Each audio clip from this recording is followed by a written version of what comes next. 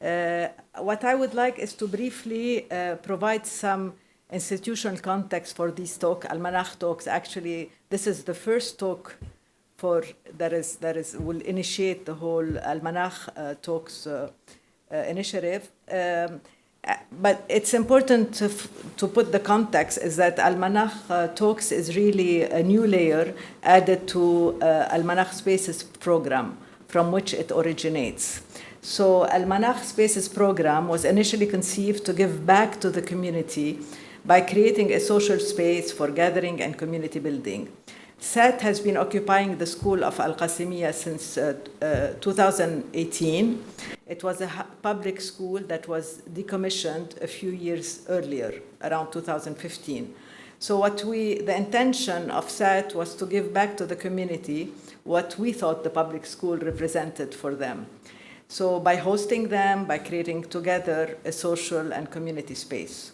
So in 2021, the idea emerged to create a communal and educational program around the urban farm.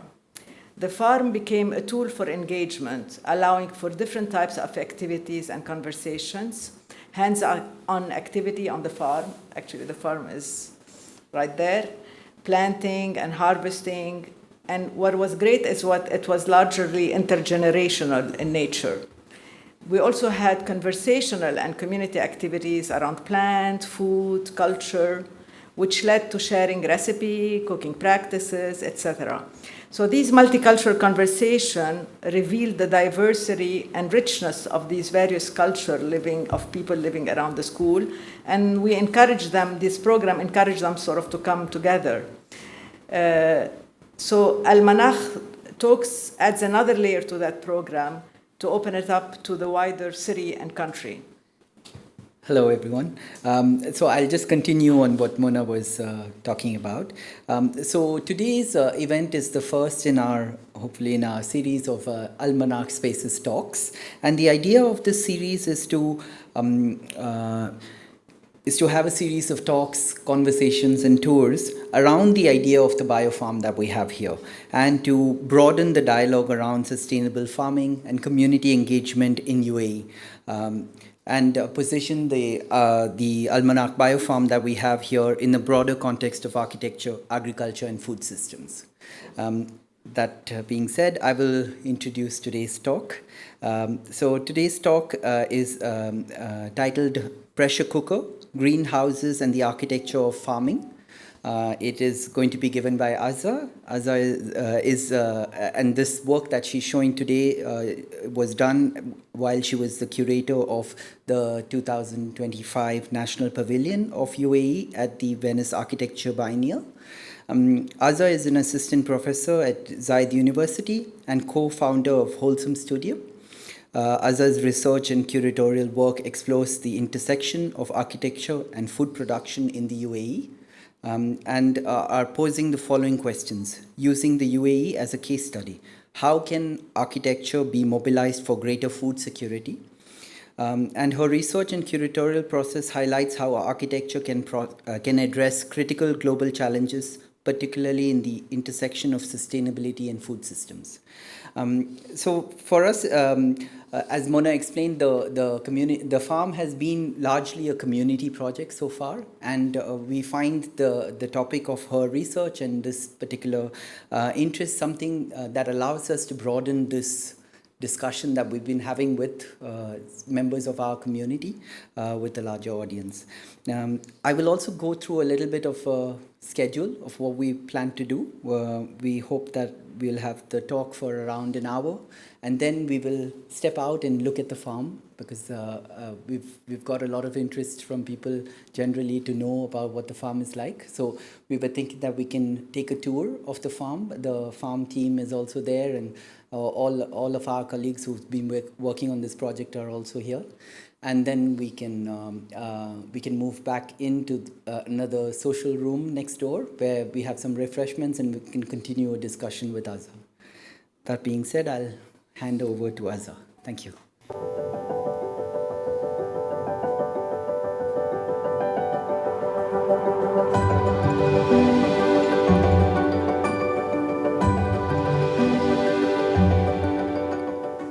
Pressure Cooker looks into the overlap of architecture and food production in the UAE. It asks the question of using the UAE as a case study, how can architecture be mobilized towards greater food security? The project was a result of an open call selection by the National Pavilion UAE. It also looks into how can architecture potentially help mitigate climate change. Situating the pavilion on an international context and international level, it looks into how we can learn from arid environments and potentially proliferate these learnings on an international global context. The project depends on a three-pronged research approach, an archival research phase, a fieldwork research phase, as well as design-build. In the exhibition, you will see a series of assemblies of components of the kit of parts that basically break down the research project and the greenhouse typology into its essential architectural elements, which are the floor, wall, roof, tools, and materials. These are then mixed and matched, offering a variety and a number of responses to the greenhouse typology and its reformulation.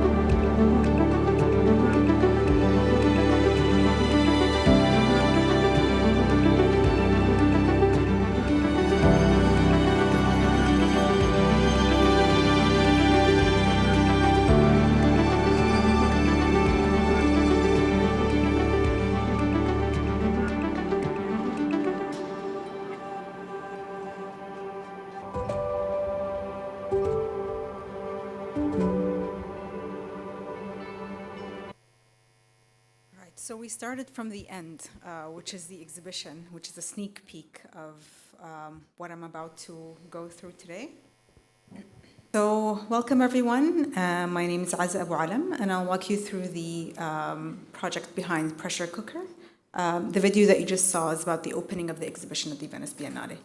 And I'll walk you through how it was started. So the project actually started after lunch during a conversation with my mother.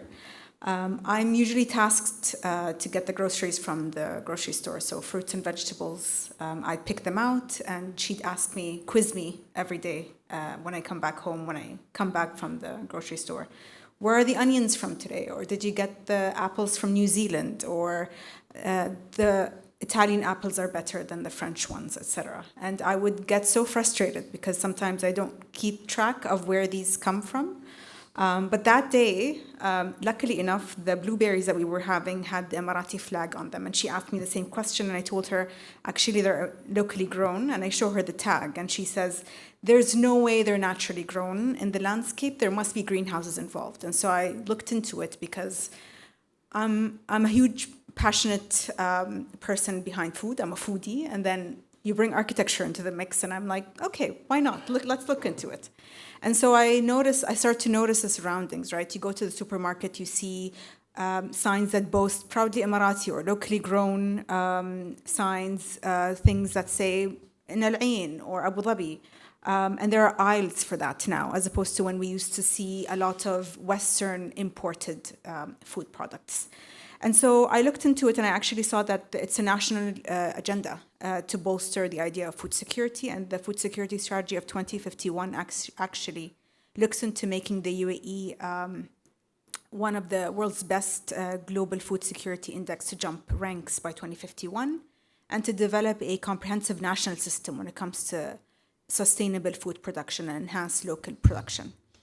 Obviously, that isn't only a local agenda. We see that the effects of climate change also affect global crops around us, such as wheat, corn, soy. All of these are getting affected by adverse effects by global effects of climate change, such as flooding or increased high temperatures that we see, that we also experience every year. In the summer, we see that the months are extended. So that's not just a UAE problem, it's a global problem. And so the research provocation was born. Because of its inherent climatic challenges and future variability, we see that the built environment in the UAE has to become an infrastructural element, where food production plays a role and architecture becomes the key in this case. So the project looks at food security through an architectural lens, where the greenhouse is the main architectural typology of exploration. We see a lot of forms around us as we drive through the landscape in the UAE, but only after this project I started to question those forms. So this is, for example, a dormant greenhouse that I used to drive by in Az-Zubair, but never really questioned until I went in. And so the research question for the project was, as Sahel mentioned, using the UAE as a case study, how can architecture be mobilized towards greater food security? The aspect of architectural form supporting the UAE's agenda for food security still remains unexplored and remained unexplored even. We only barely scratched the surface with the project. So can architecture then identify and address existing challenges when it comes to food production, especially when it goes to taking the UAE one step closer to its food security goals?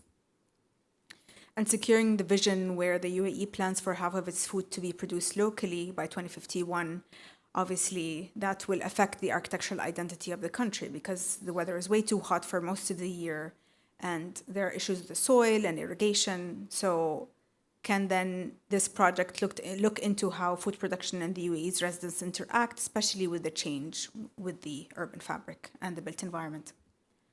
So looking into the food security aspect of the project, we looked at it with an architectural lens. And we had three main prongs for the research methodology. So we looked into examining food production techniques in the UAE across time to imagine an alternative future. So that was divided into three main prongs, which are past, present, and future, all divided with their own research methodologies, which look at archival research in past, fieldwork and technical research in present, and then future design and build. So when we look at the past, actually, we started in the archive with the research, and we found that the first instance of overlap of architecture and food production in the UAE was actually in 1605, if I remember the date specifically correctly, in Dibba, where there were watchtowers built around citrus groves to protect them from looting from nearby villages or by the coastline, but also there were shacks of rice that were built and constructed along the coastline to store rice that would come in through the coast. We then looked into Sheikh Zayed's era and how a lot of the income that came from oil was invested back into the country through agricultural projects, through agrarian practices, through investing into farming techniques, etc. And also we saw that, for example, headlines like the UAE achieved food security when it comes to eggs and poultry in 1985. So these issues were very much, very prominent even in his days. And we also saw how the investment in food production and food security changed the landscape of food, right, of how we eat and how we store food. So the bringing in of large-scale appliances like freezers or fridges, ovens also was a huge topic, packaged food, and large-scale projects such as Al Ain Dairy Farm, for example. So those weren't there before. And we also saw an investment in greenhouses. So for example, in 1985, this article says there's a huge demand for greenhouses in the UAE. For example, this engineer here was one of the first ones to look into their adaptation on a mass-produced scale. However, we noticed, as you see in the top left corner, that the form of the architectural element that is the greenhouse was never really fully explored or changed. We see that the elements that we see on the screen still repeat today: the arched or the vaulted roof, the curved roof, and then the straight walls on the side, in addition to the cooling techniques. So these are, for example, water intensive, even though they don't use air conditioning, fair enough, but they do use a lot of fresh water, which is something we looked into the project itself. So this project, for example, the Saadiyat project, was one of the first instances where the greenhouses were actually built in the UAE, funded by Sheikh Zayed. And crops like the cucumber were one of the first to be experimented with. We see again the form here, tomatoes being grown, but nothing really about the form being changed when it comes to its development over time. So we wanted to see what happened between 1605, 1980s, and 2025 or 2024 when the research was ongoing. And so I went into the field, visited 155 farms all over the UAE, mainly concentrated in the top right corner of the country. We see that there's a variety of outputs, such as fruits and vegetables, plant nurseries, dairy farms. We saw poultry farms, livestock, etc., as well as a lot of abandoned and dead farms, which was a huge issue for us when we wanted to investigate further. We also analyzed the relationship to the urban context and how they relate to cities and the densities in the UAE.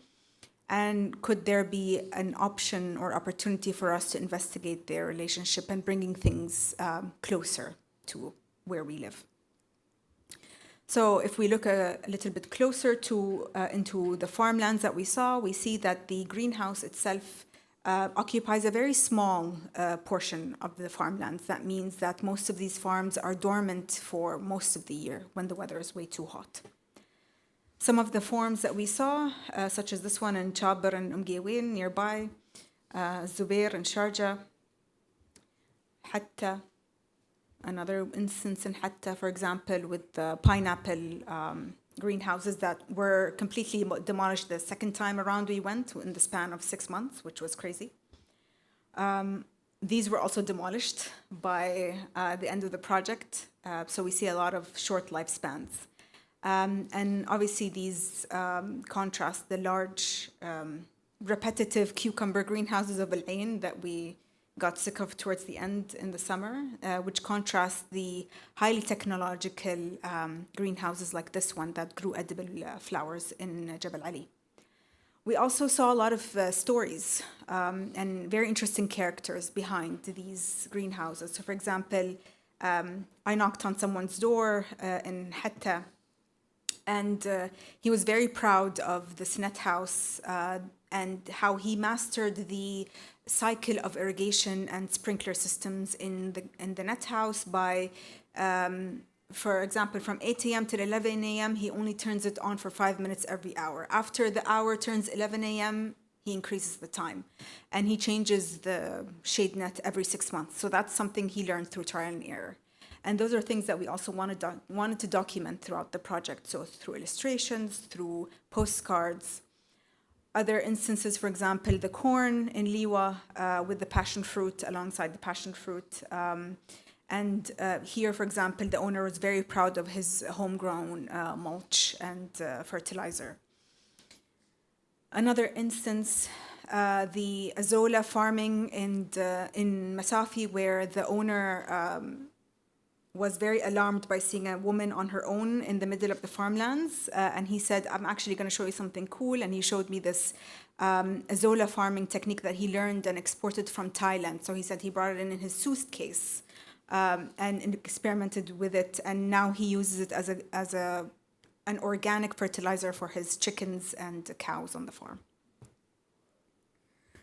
So we also never went empty-handed.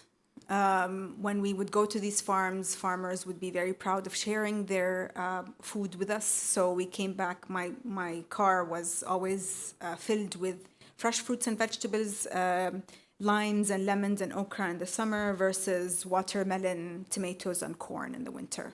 We also obviously documented the forms that we saw in terms of greenhouse design and formulation and materials and relationship to water, etc.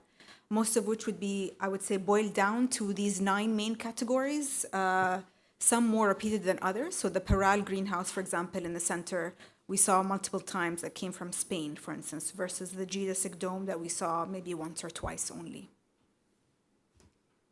So a lot of the problems that we saw in the landscape were many, some of which could be categorized in these 7 categories, such as lack of expertise, building volume of the greenhouse and its climate control. Water waste was an issue, high expenses when it comes to building these greenhouses. They're mainly imported models, so from Spain, as I mentioned, but also the geodesic dome somewhere in the US. And the yield, so people invested a lot, but never really got back the amount of money that they spent. So, for example, these net houses were in Fujairah, and I was starting to see that that was in September, and they're starting to sheathe them again. So every September they have this cycle of exposing them, airing them out over the summer, and then using them again in the fall. Versus things like this that were very dormant in the summer as well in the Zubair, but no one was there to actually answer any questions, for example. It looks like it's being prepared, but nothing much was happening.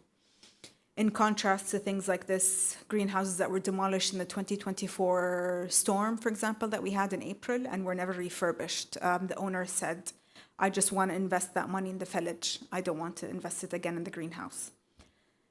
So we saw a lot of these issues and we wanted to tackle them. So the architectural strategy then was initiated, and we looked into the future and the variability of these greenhouses through design and build, and we focused on the neighborhood. So the neighborhood scale from domestic space to the center of the neighborhood or infrastructural center in this case. So if you go back to the idea of these architectural forms or formalities such as the ones that I mentioned in the video, so we broke down the greenhouse itself to its main architectural components, which are floor, wall, roof, tools, materials, and shading. And those would then be mixed and matched to give you a variety of outputs, to give you a variety of combinations, depending on context, depending on what crops you want to grow, depending on how much money you want to spend, whether you're going to build it yourself or not. So, for example, we had this assembly that looks into geothermal cooling. So you would dig into the ground and you would have expandable shade net on the top.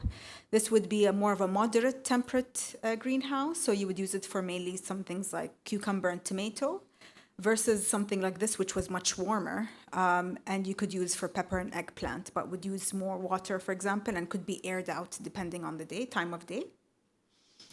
That contrasts the coolest one that we had, which was the best performing one, the pill-shaped one, and it had the coldest temperature inside, so we could use it for parsley, coriander, or sensitive leaves that could be grown inside.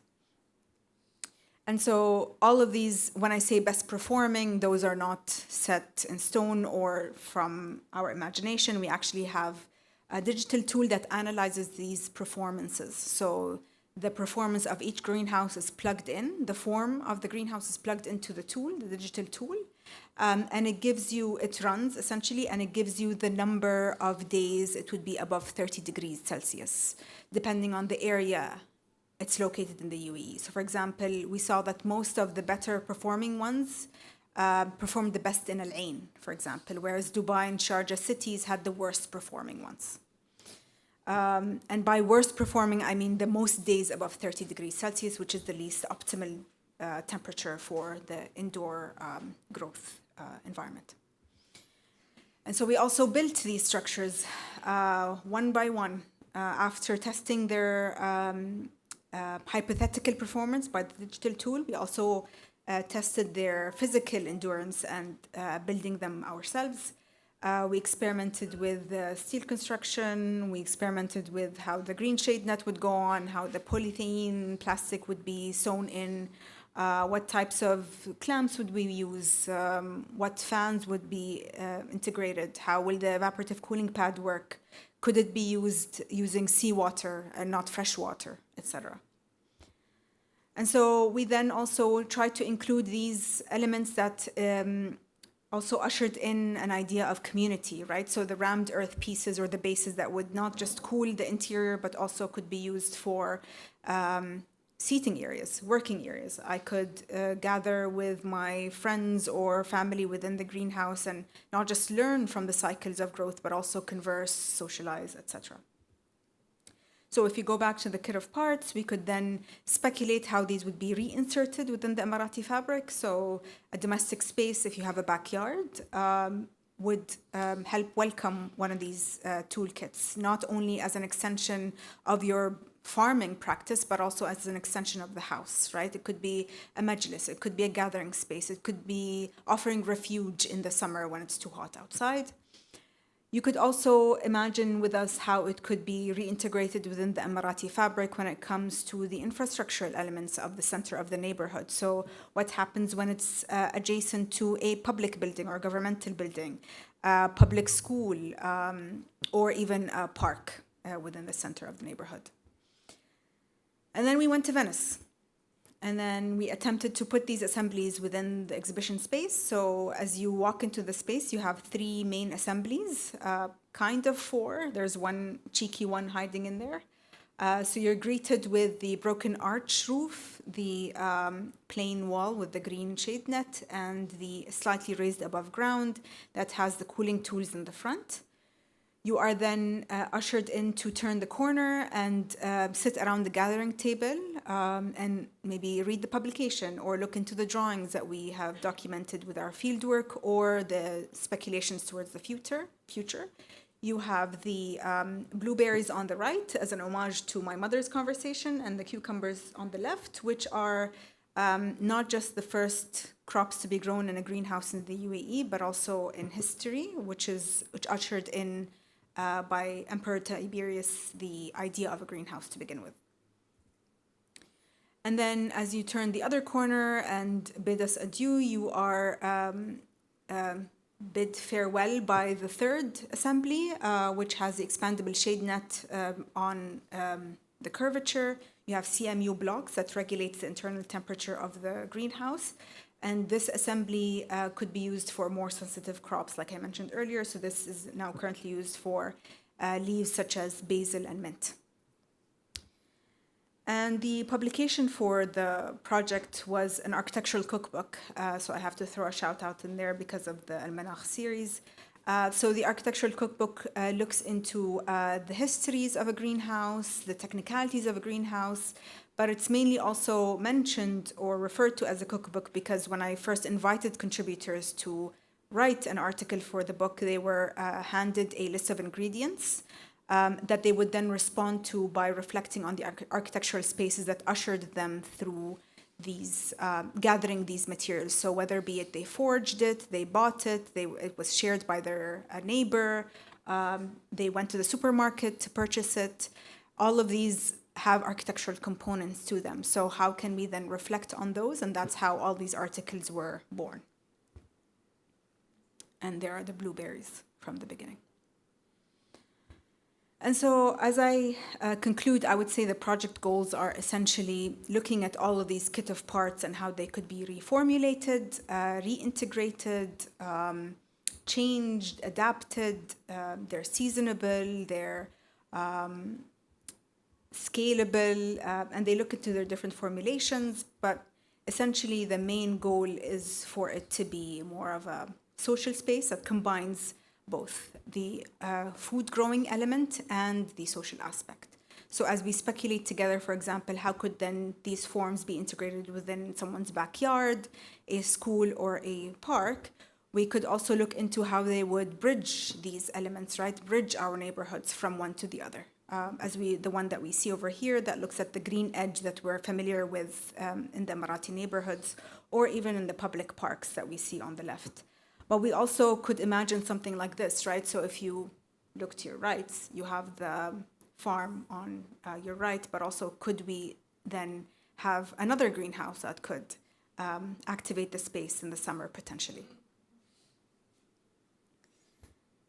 And obviously all of this goes back full circle to the archive, which was one of the first images that I saw of the Saadiyat project that I mentioned earlier, and it was essentially a gathering space for families and friends and visitors, international visitors, but also people who lived in Abu Dhabi. So every Friday after prayer, they would go and check out the cucumbers or maybe pluck some strawberries or tomatoes that day. And that was the, I would say, ethos of the project. And thank you for listening.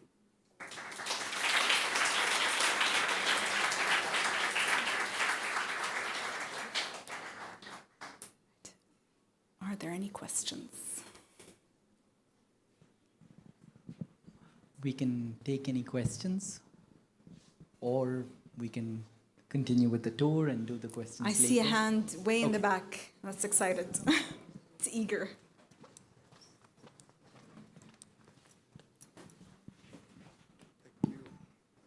I just want to say firstly, thank you.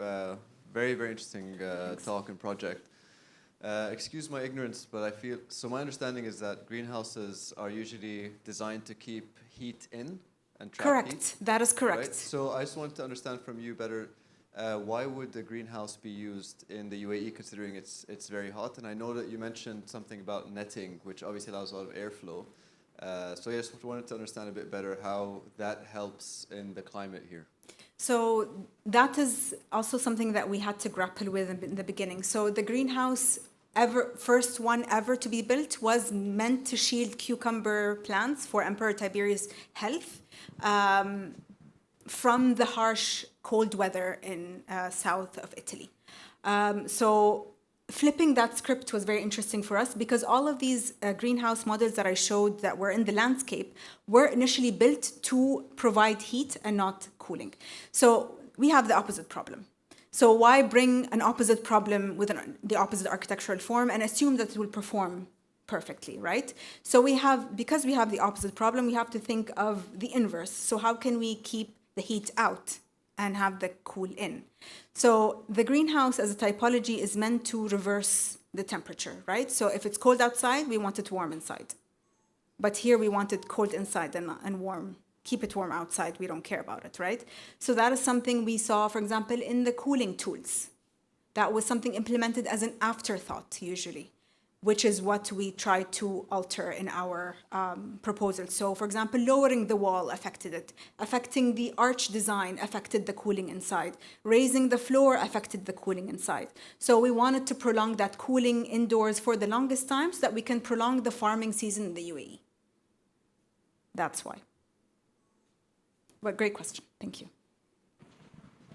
Yeah. I mean, it's very interesting because we have this tool, this urban farm, and at one point we have our farmer consultant who was trying to push us to do Greenhouses. a greenhouse. Actually, it was not going to be where you indicated it could be. It would On the side. It would have been on the side in the corner there. Yeah.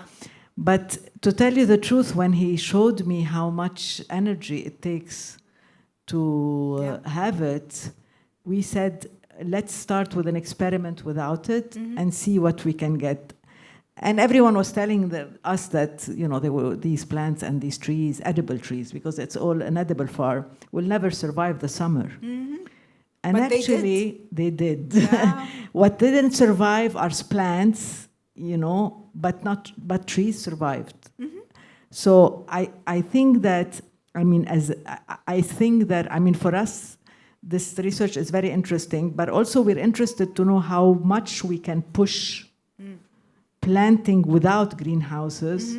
And if we have greenhouses, as you said, planting without this very expensive cooling system that exists in these greenhouses. So my question to you is, all the greenhouses you visited, did they all have this cooling system? Did you find any without? We did, but they were, I think, dormant at the time. They weren't turned on. They had them installed, but they weren't on.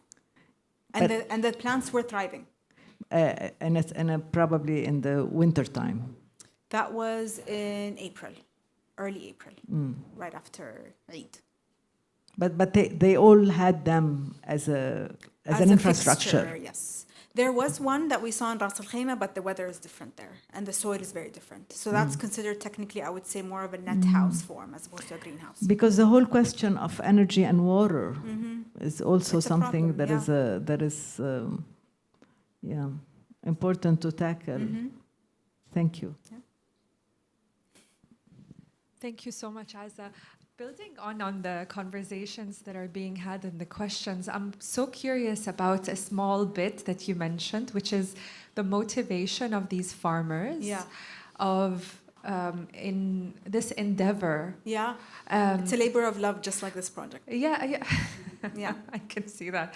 But building on Muna's comment, okay, we know that there are resources involved. Yeah. Maybe it's not a set formula, and it's a trial and error even by the farmers. Always, yes. So from what you've seen, speaking of your comment about the stories, what was the motivation, especially because you didn't really comment about the type of farms that you saw. Were they commercial farms? Were they personal farms? Variety. And what did you see as the motivation? Like, what drives that? Is it they want their children to have organic food, or is it more than that? I saw a lot from, for example, you know how Italians are passionate about their tomatoes. So that's how Pure Harvest started, for example. I don't know if you're familiar with the Pure Harvest brand that you see in the supermarket, but that's how it started. Versus a family that I met, the one that I met at Ras Al Khaimah, he said, I want to provide wheat that's locally grown because my great-grandfather used to do it. So I don't want to cut that cycle. So there is family passion. There is, I hate the taste of tomatoes, so I want to do my own commercial farm. To, for example, what would my kids eat 20 years from now? There's always a personal motivation, but never really consistent. But again, depends on the farm, obviously. There are a variety of scales. Some, I would say, passed down from generations, one left for the future, I would say. So first of all, I'd like to say thank you for your presentation. It's Thanks. a very interesting project. So just tackling the part where you talked about the community farms. So I studied architecture engineering in UAE, so Al Ain. And one of our projects was researching or evaluating the changing of the informal and individual urban farming activities to a community-led activity. And that's something you tackled towards the end. Yeah. So I want to just know from your perspective, like, to which extent we're ready to like grow our like local, like at least for a community scale, like food production. Like, how much are we ready to do such a thing? Honestly, just to mention, UAE has a lot of cool greenhouses. So if you want to visit their farms, their experimental farms, it's fascinating. You have the most unique ones. But I don't know if we're ready. I think it all depends on the context and whether or not people are ready within that context. Because it could be a neighborhood, people are willing, the next neighborhood, they're not. So I think if you gather a small number, small enough to maintain a greenhouse and understand its maintenance, I think we're ready. Yes, thanks a lot. Thanks a lot for your presentation. There was one aspect I was curious about. So you mentioned the aspects of climate change, and you mentioned the fact that the farming season is shrinking. So I was just wondering about this dynamic historical aspect that those greenhouse farmers are experiencing. So for example, they must have started at one point, but then they must be noticing that the seasons are changing. Correct. How is that impacting them? How are they adapting? How do they perceive the future from their perspective as farmers? Yeah. Again, I like to mention Hamad from Ras Al Khaimah, but for example, he grows melons and wheat on February 3rd every year in the mountains. And last year, because Ramadan was 10 days earlier, so he pushed the farming season earlier to accommodate that need, and the crops failed. So there is a palpable effect to climate change. There is a palpable effect to shifting your farming season forward or backwards. So I think there will be a lot of adaptability by farmers that will need to be implemented. That's one. The second would be what we saw is that we saw a lot of abandoned greenhouses, which was such a shame because you could refurbish them. You could re-implement the techniques in them, but they need more time, more money. So their maintenance and upkeep is an issue. So that we will see a lot in the future, right? How can we keep them? How can we make sure that they provide what they were meant to provide in terms of spending money, but also what we expected in terms of outcome? And the third one would be, for example, when we saw in Zayed and Ras Al Khaimah also, my mother always used to sort of like talk about and reminisce about how they used to forage in Ras Al Khaimah and Zayed in the summers, and that's gone. So you can feel it right nearby. It's in your backyard. So I think, good for us that we have greenhouses, but I think they will expand in terms of use. So my question is, when you gave your idea, your question for the proposal, it would have been A. And then when you started working on it and started doing your research, it would have reached a point B.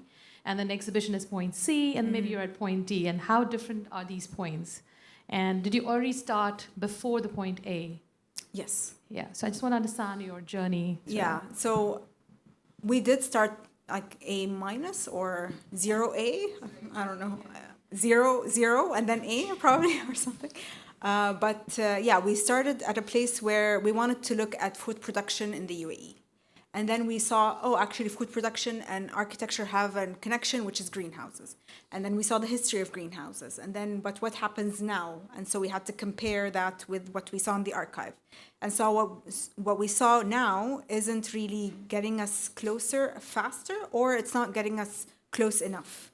So we thought, oh, how can we mobilize that idea of architecture and food production reaching the layperson? Because that would usher a faster phase, probably. And then looking into, okay, so then that means that's more people. That means more integration within the urban fabric. It means more proximity. People would see these greenhouses and then would want to interact. But then how do we use them when they're dormant? Because at least, I would say, yes, they're working 9 months out of the year for the most part, but 3 months out of the year, they're still a little bit too hot, which is what I heard from farmers, which I disagree with. I think they'll be just more intense in terms of energy. But what happens to these 3 months then? So could they then be used for something else? And then the social aspect came in. And then we speculated for the future, and then who knows what's going to happen. I'm just interested in how you think these greenhouses, by whom will they be managed? Is it like a community? Yeah. Kind of initiative that you're envisioning, or it's like a city infrastructure? Because they're very different, they can lead to very different kind of sort of project. Yeah. I mean, we thought about it in here because we're so interested in seeing how this farm, there's so many empty plots in the city, and often these empty plots are there because they're not large enough for construction. Correct. And actually, the city will be happy for us to propose a kind of activation or use for these plots. But the question is, who will take care of them? What does it mean, a community? I mean, we're struggling with what it means, a community, even within Al-Manakh. Yeah. How is the community, how the community will feel, will be given ownership? What does it mean to be given ownership of this project? Yeah. And if it's the city, then it's, different. It's a very different, Yeah. The city is like, we'll think about them more as food infrastructure or machines, Yeah. and the people are usually, I mean, even if they're welcome, they are not really the authors also, or co-authors of a project like that. So it's very interesting it's something that we're interested in examining, and we find it very challenging. As for the individual houses, I think it can all works for families that have a certain amount of wealth that can afford this. So, and it needs a lot of also effort and care and consultancy and to do it correctly. I mean, we've been experiencing this at our own little scale. Yeah. I think I'll answer the second question and the first question. So the second question, I would say we divided the kit of parts into a variety of from easy to most difficult, and even in maintenance. So whether it's easy to build up, but then it's difficult to maintain, or it's difficult to build, but easier to maintain. So we have a variety of scales. And then the first question, I would invite you to read the book, because I have a piece all about speculation. Yeah. Hello. Yes, so my question is, why did you decide to name your exhibition The Pressure Cooker? And is that maybe related to the materiality that you used in the exhibition, or something related? Yeah. So in terms of relationship to the exhibition scale, we looked at it as these greenhouse assemblies to be, again, a variety from easy to difficult, and the easiest one would be like a pressure cooker. So you just erect the greenhouse and assembly, put in a number of inputs and outputs, and then it would help you grow your own food. So that ease, or that approachability, was something we wanted to emphasize. And then on a larger global scale, it's more of like urgency, climate change, etc. Hello. My question is, I have actually two questions. My first question is, I'm really got interested in the form that you have developed. to keep the cold inside and the heat outside. I'm wondering whether this strategy could be used for normal architecture typologies, for offices, for classrooms, etc. Yeah. And not for greenhouses. I would like to understand how we can reduce the load on the air conditioning if we use these forms. And my second question is, can you have a smaller version of greenhouse or something for the balconies? Yeah, I get that question a lot. So the first question is, yes, it's doable for normal buildings, but the scale of the building is affected. So the length of the build, like for example, this room, we'd have to have the fans and the evaporative cooling pads much closer. So not on the longer ends, on the shorter ends. That's one. Like for example, when we went to Azza in July, it was 56 degrees outside and 25 degrees inside. There was no air conditioning involved. And we stand next to the evaporative cooling pad because it was way too hot for humans to be outside. That was one. The second one would be we actually built these structures that I showed you in ZU, the bigger ones, in smaller 1 to 2, 1 to 3 scales first to experiment with their materiality. And Leila bin Brik, the director, was going to take actually one of those kits home with her for her balcony. I don't think it never ended up happening, but it could have happened. So there is an opportunity for us to do a smaller scale or a rooftop garden on a building or such.